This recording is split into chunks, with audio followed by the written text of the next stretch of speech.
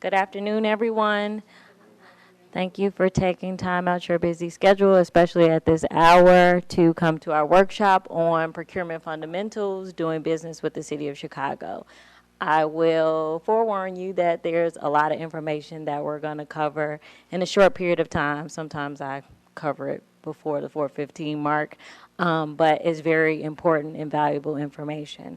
As Jackie stated, my name is Brittany Mason. I'm an attorney with the City of Chicago. I passed out my business cards. At the end of this presentation, you can ask me questions. I may or may not be able to answer them at this time, but I can always follow up with you. If you don't feel comfortable asking questions because we are live, you can always email me or give me a call at a later time. So we're going to get started. With this presentation, we're going to go over a few things which you can read above. We're going to talk about the mission statement of procurement. We're going to talk about the laws that we follow that govern our procurement process, different procurement terms that will come up that you need to become familiar with, the types of procurement, certification, which I believe some of you just did a workshop on certification. We don't cover that in its entirety because that's a workshop in itself, but we will go over the types of certification that are available. How we monitor our contracts and make sure that you are in compliance with the contract, the different programs and bid incentives that we have, and then just a recap of where you can find things on DPS's website and your opportunity to ask questions. Our mission statement. The Department of Procurement Services is actually the contracting authority for the city. There are some departments that have authority to contract certain things by ordinance. Otherwise, all of the city departments come to procurement for the goods and services that they would like to procure. We work together as a team with our client departments to put together the specifications that they need to procure what they need. And our process is to make sure that the procurement process is open, that is fair, that is competitive, and that is completed in a timely fashion. Integrity, public trust, and the law are our guiding principles. The laws that govern the process. This is ILCS stands for Illinois Compiled Statute. That's state law. So the Illinois Municipal Purchasing Act governs how we procure things. And then we have our own home authority, our Code 292 of the Municipal Code of Chicago, and that specifically states how the city procures things. And the Municipal Code actually follows the Municipal Purchasing Act. Procurement teams. When you get a competitive bid, a competitive solicitation, at the beginning of that solicitation, you will find what we call a bid checklist. A bid checklist usually lays out those documents that are required to be presented to the city when you submit your bid. Now, you have to read the bid documents thoroughly because there may be some items within the specification itself that a department requires you to present that is not on the checklist. And you need to present those items plus the items that's on the checklist. So read all documentation thoroughly before you submit your bid. Make sure you check off everything that you've included. Procurement terms. These are terms that come up most often: the word contract, the word bid package, addendum, amendment, and modification. Contract, as you probably already know, is the ultimate agreement that a vendor would have with the city of Chicago for a good and or services by that vendor. There are a number of different types of forms of contracts. You may have a professional services agreement. You may have a work services contract. You may have a construction contract. You may have a commodities contract. The bid package. The bid package is that whole set of documents that you get. The advertisements, documents, the contract itself, and together that's called the bid package.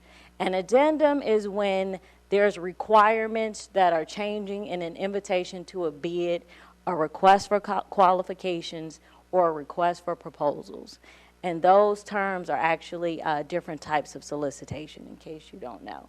And an addendum would be issued by procurement to everyone who has picked up a bid package.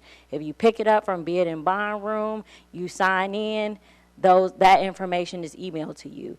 If it's e-procurement, you're in our iSupplier system. And if there's an addendum, that will be issued to you. An amendment or modification is actually a change to the terms and conditions of the contract itself. There are several forms of amendment. If you have a construction contract, that amendment will be in the form of a change order. More procurement terms. You have the types of solicitation. The first one is a competitive bid. The majority of our contracts are done by competitive bid. When you advertise them, there is the detailed specs, there are the bid requirements, all of that make up the contract. Once you present your proposal, at the end, that competitive bid becomes your actual contract. Then we have what we call request for proposals, and that's a competitive type of procurement, but not a competitive bid, and they use it to solicit proposals to implement a new project that requires professional services. You have request for qualifications. That's another type of competitive procurement, and that's used to solicit qualifications for vendors. And usually these vendors would have to have a high degree of technical expertise and knowledge in a specific area.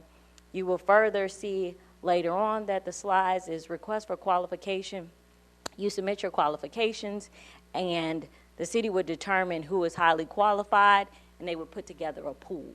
From that pool, when there's different tasks to be issued, it will be issued to the pool, and those vendors will propose to the city, and they will select who they want out of the pool. The types of procurement, we have a small orders procurement, we have competitive bids, requests for proposals, requests for qualifications. Those three we talked about briefly, and we have what we call job order contracts. The first one, small orders. These are for procurements of goods or services that amount to $100,000 or less. There's no formal process required under the municipal code or the state statute to publicly advertise these type of solicitations. We can get quotes by telephone, fax, or written quotation. We post that on Procurement's website. Certified MBE, WBE vendors are solicited first, and there are MBE, WBE compliance required for bids over $10,000. If it has been determined, we have a compliance section. If it has been determined that there are vendors that you can use in the MBE, WBE category for that particular good or service. Competitive bids. These are for procuring goods or services valued at $100,000 or more. The state statute requires that they be advertised. We advertise them in the Chicago Sun-Times paper, in the Daily. We advertise them on Procurement's website and in the bid and bond room. This solicitation period occurs for a period of 10 to 30 calendar days. A planned deposit may be required for some of the bids. You will know if a deposit is required for some of the bids because the bid will say so itself. Competitive bids, they have what you call a pre-bid. Sometimes it's an optional thing that the departments can use. Sometimes you have to do a site inspection if it involves some sort of site, usually for sometimes with construction. They may invite you out to see this site, or if it involves some repairs in a building, they may invite you to see that as well. But the pre-bid conference itself is an opportunity to review the specification, to address any concerns that you may have, to ask questions to the department and procurement. And when you see this, attendance is strongly suggested. After the pre-bid conference, usually there may be an addendum or clarification issued. The difference between the addendum and the clarification is that the addendum means that there has been some change in the bid document. A clarification just means they provided certain information, or they just cleared up some question that you may have, and it doesn't require an actual change to any terms or provisions. If there's not a pre-bid meeting, bidders are always encouraged to review the specification and contract documents during the bid solicitation period, because during that period, you can contact the Department of Procurement Services, contract administrator. That person is identified in your bid documents. You can contact them regarding any questions that you may have about the bid documents. Same thing will occur with that. If you have any questions, there may be an addendum or clarification issue following this. bid documents, you have to fill in all information that is required. There are certain bid documents must be submitted and executed with the bid. If you do not submit those documents and execute meaning you sign it and you have it notarized, your bid will be rejected. Bid submittal. Bid bond or deposit may be required for some of those bids. As I said before, it will not exceed 10% of the contract amount, and it has to be submitted in the proper form. Your bid also must be submitted timely. If it's after the time and the date, it will not be accepted. The bid opening days, it will occur Monday through Friday, except if it's a major holiday. Its opening is generally 11 a.m. in the bid and bond room, room 103, where we are. The bids are open, they're read out loud. They're tabulated, and the tabulation and bid documents are reviewed to make sure they are accurate and complete, meaning you submitted all that is required, that you've executed all the pages that you should execute. The bid tabulations can be viewed on DPS's website 24 hours after the bids have been opened. They make a determination regarding the bidder's responsiveness and responsibility. If you look at the Municipal Purchasing Act, it says for a competitive bid, an award goes to the lowest and responsive bidder. We're checking to see if you've been responsive to the solicitation and if you're responsible for performing the services or providing the goods. A recommendation of award is then made, and then the procurement puts together the acceptable bid package. The bid and contract documents are routed through whatever signature and approval process that we have, and the contractor's performance and payment bond insurance is generally required. Those are reviewed by risk management. If there's funding agencies, sometimes there's federal funding. If the department has to communicate with their funding agency, that will occur as well. It just really depends on what the grant looks like and what the grant requires. The contract will then be awarded to the lowest responsive and responsible bidder that's meeting the city's specifications.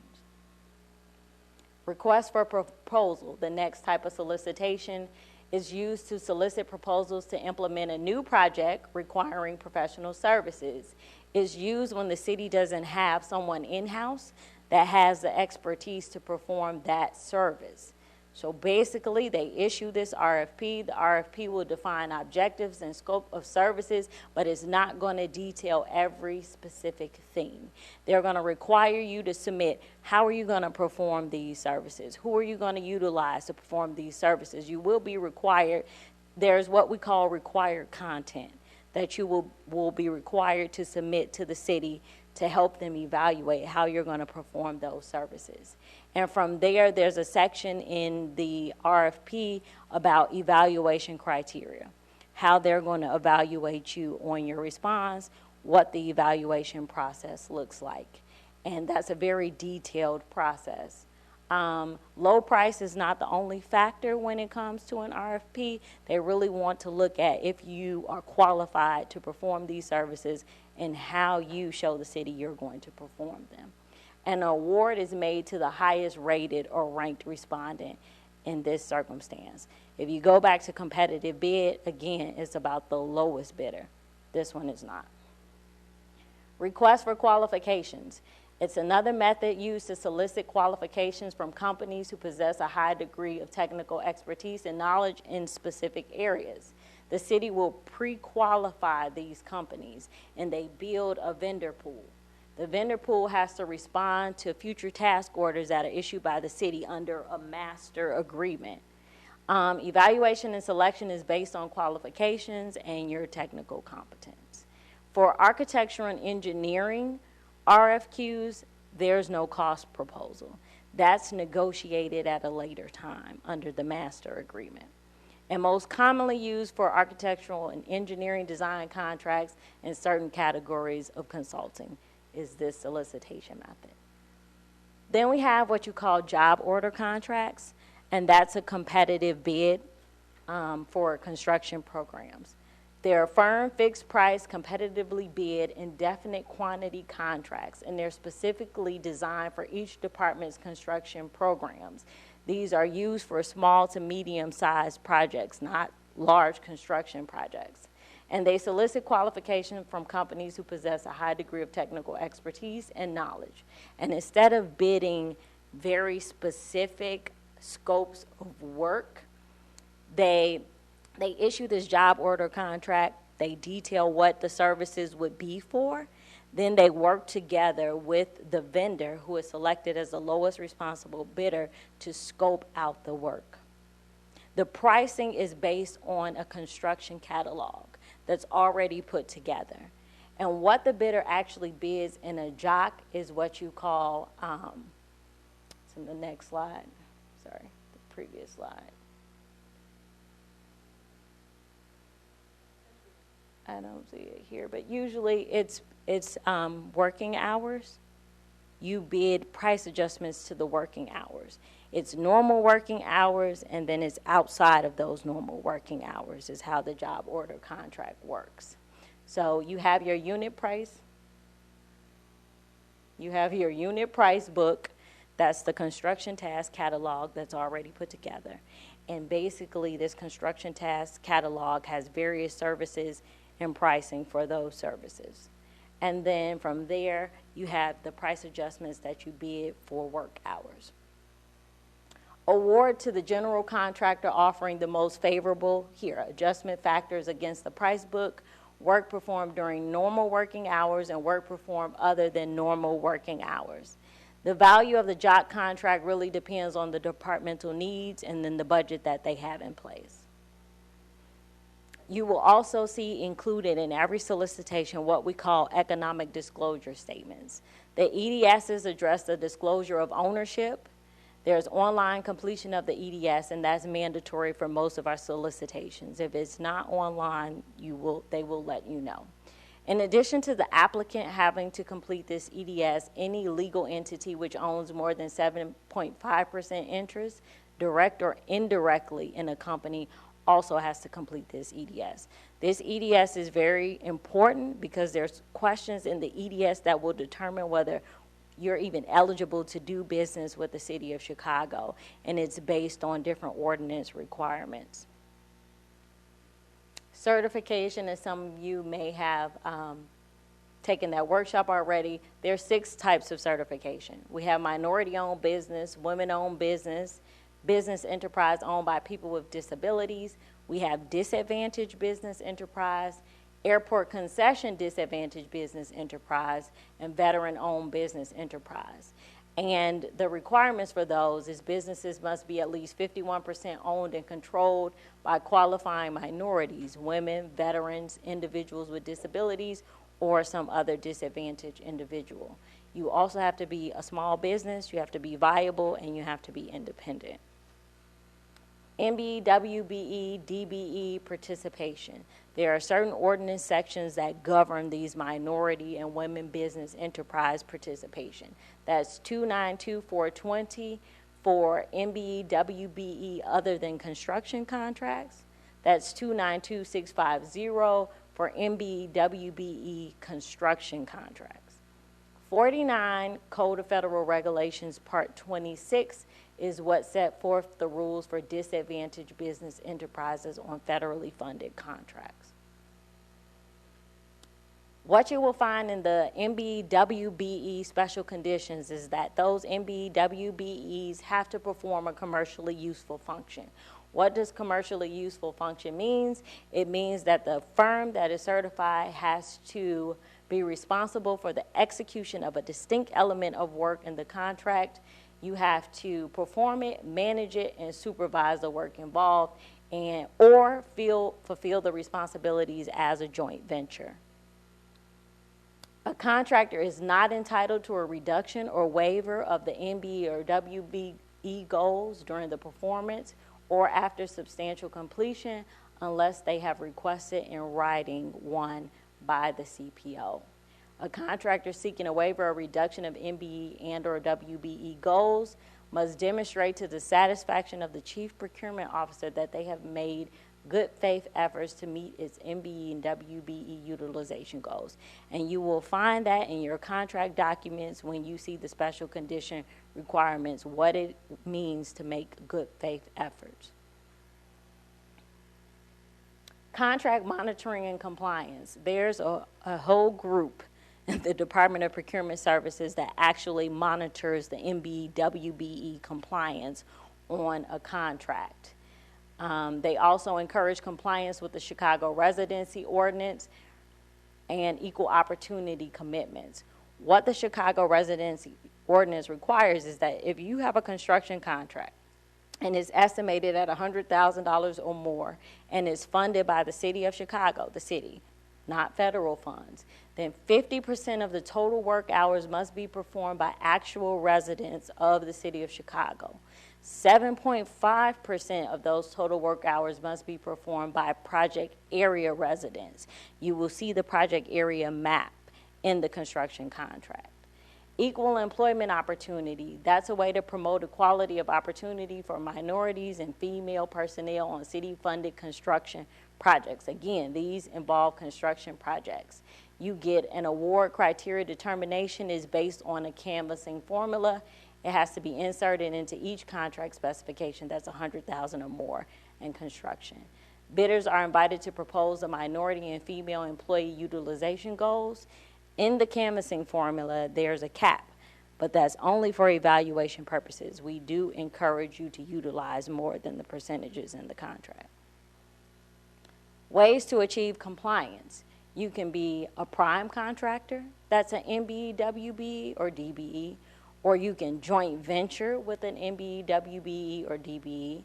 You can subcontract a portion of the work to one or more MBWBE or DBE, and you can purchase materials used in the performance of the contract from one or more MBWBE or DBEs. Reporting requirements. The prime contractor who holds the contract is responsible for submitting certain reports. You have monthly subcontractor payment certification forms, you have weekly certified payrolls, and you have waivers of lien. Programs and bid incentives. You can take a look at them. I'm not going to read them all to you, but programs and bid incentives is also a workshop in itself. There are programs and incentives that apply just to construction. There are incentives that apply to non-construction. One I'll point out is the non-construction mid-sized business initiative program, and I'm pointing that out because that's one of our newer programs. We have programs in construction for the use of ex-offenders on the contract. We have programs for minority and women who are graduating for our MBWBE program because that's basically the goal. You're a smaller business. You want to get to a point where you can be a larger business, bid as a prime on contracts. Some of our incentives that I'll point out, you can be a city-based manufacturer, city-based business, again, the ex-offender program. We have a mentor-protege program where a prime can mentor subcontractors or subcontractors can mentor other subcontractors. So these are all of our programs and bid incentives listed here. You can also find them on the Department of Procurement Services website. The DPS website, you will find awarded contracts and modifications.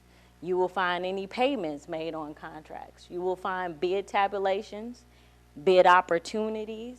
You can search the MBWB directory so you know who those certified firms are. You can find our bid incentives. You can find our regulations regarding those incentives.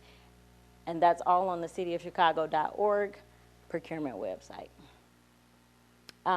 These are the social media outlets: Facebook, Twitter, YouTube, and of course our DPS website. Do we have any questions? If you have any questions, I have to pass you the mic so they can hear you live. Thank you. Being a small construction company, to do jobs for the city, do you have to already be a signatory to the unions? Do you have to be a signatory to the union to do business with the city?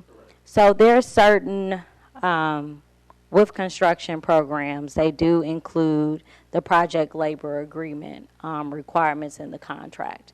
And if those are applicable, you would have to read them and determine whether or not they would be applicable to you.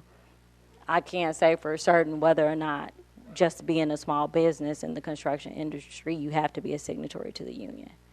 I can get back to you on that question, but usually we include the project labor agreement, and the vendor reads them, they speak with their attorneys, and they determine whether or not they have to meet those requirements. Any other questions?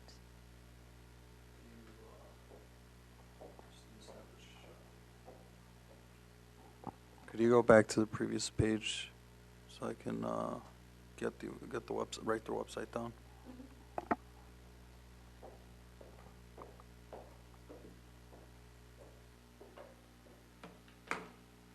You have a question?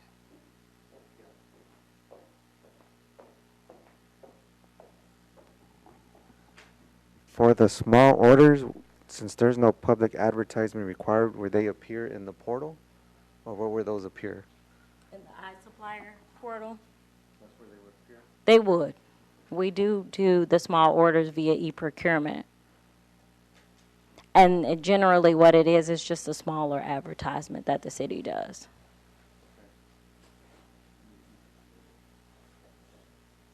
I'm sorry. In the page 3, small orders, it says here procurement of goods or service less than $100,000. In this one, it will be a bid, the solicitation, or it will be contacting the potential bidder directly? Did you understand my question? So basically, again, like I was telling this gentleman, the city will advertise the solicitation. Usually with the small orders, we have an idea of the vendors that, perform those types of services, are able to provide those type of goods. So there's usually a small group who we know that can actually bid on this. Sometimes there's 3 or 4 individuals. We know that there's companies out there that can bid. So they do a smaller solicitation project like the competitive bid process.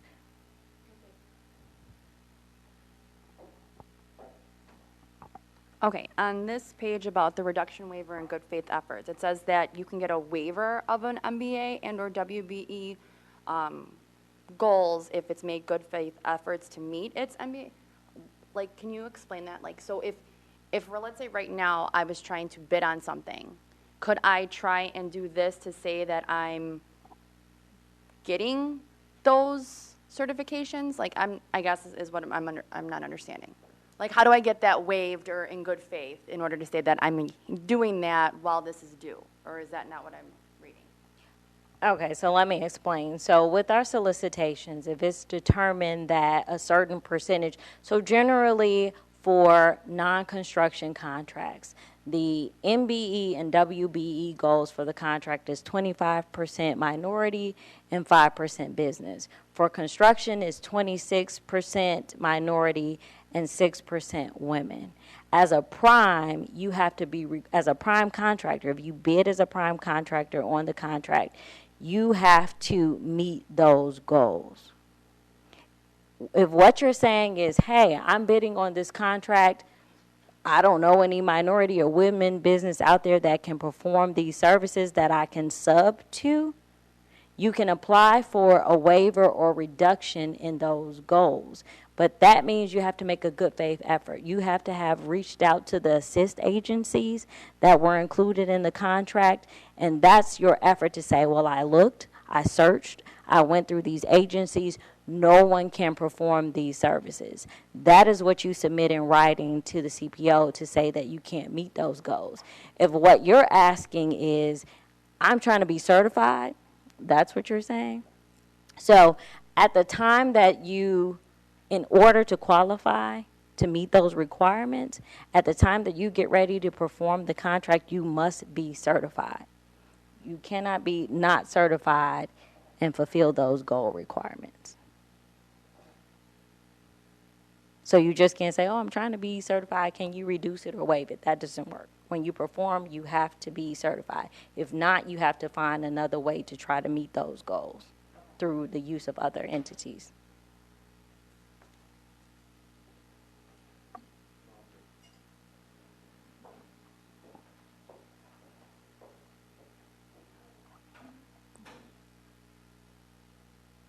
Do the contracts state how often you get paid? The contract has a payment provision. The payment provision tells you how many days, it tells you about the invoicing process, first of all, how you submit your invoices, and then how many days that the city requires to process. And then in terms of how you get paid, that depends on how the compensation is set up. You're welcome. Any other questions? My company is a wholesaler of automotive lubricants. For instance, there is a solicitation and there is a prime contractor, like construction company. They need lubricants to function their machine. Can we be considered as a subcontractor? As a material or? So if you mean a subcontractor in terms of assisting the prime contractor with meeting its minority and women goals, if you're certified with the city, yes, you can be a subcontractor. For automotive lubricants that the construction company they're using for their machine, can be as a subcontractor? If they desire to use you, they can use you as a subcontractor.